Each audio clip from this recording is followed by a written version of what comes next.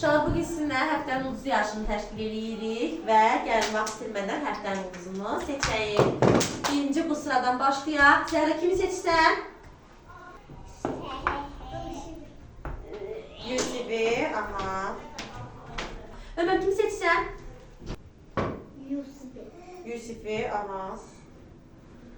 Zeyoş, kimi seçsən? Ayanı, aha. Ayan, sen kimi seçsən? Yağmuru, aha. Ayşe, kimi seçsən? Hüseyin'i. Hansı Hüseyin'i? Bu yoksa o direkt? Hüseyin, aha.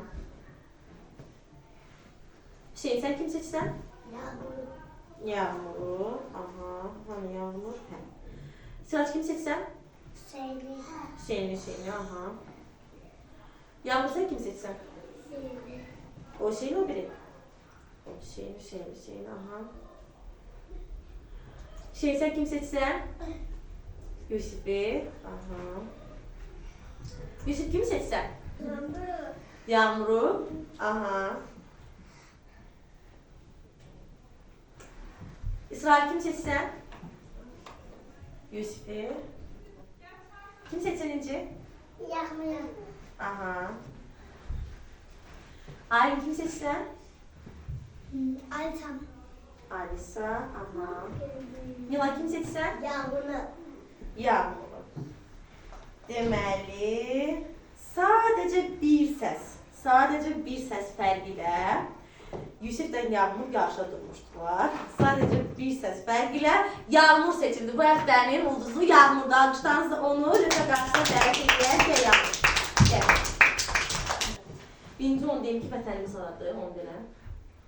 Vətənimiz aradı Yağmur. Azərbaycan. Aferin, düzdür. Alqışlayaq. Birinci sualımızda. Hər zaman olduğu kimi həmişə verdiyim sual uşaqlar. Birinci sualımız. Vətənimiz aradı Azərbaycan. Aferin. İkinci sualımıza keçək, Yağmur. İkinci sualımızda bu nədir? Balık. Aferin Yağmur'a, düzdür.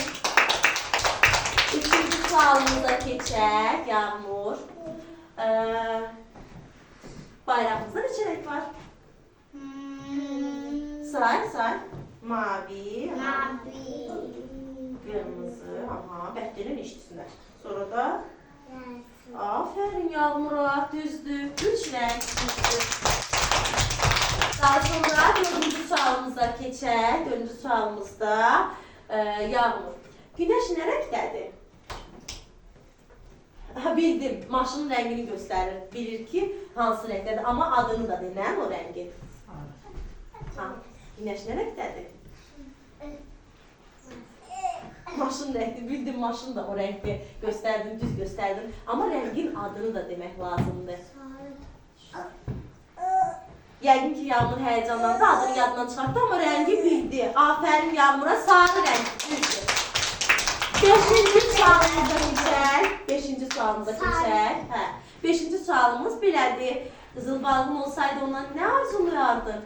Nə istəyərdin ki, o sənə onu gətirsin? Piçirlik istəyərdin, qızıl balıqdır. Ay Allah, aferin Yağmur, alqışlayaq uşaqlar Yağmur'u. Çox dürüst, çox gözəl cavab verdi uşaqlar. Deməli, Yağmur qızıl balıqdan piçirlik istəyə bilərmiş, yəni peçenik istəyirmiş. Çox gözəl. Gəl Yağmur'un ulduzunu da taxaq. Hə uşaqlar, Yağmur bu həftəmizin ulduzudur. Alqışlayaq.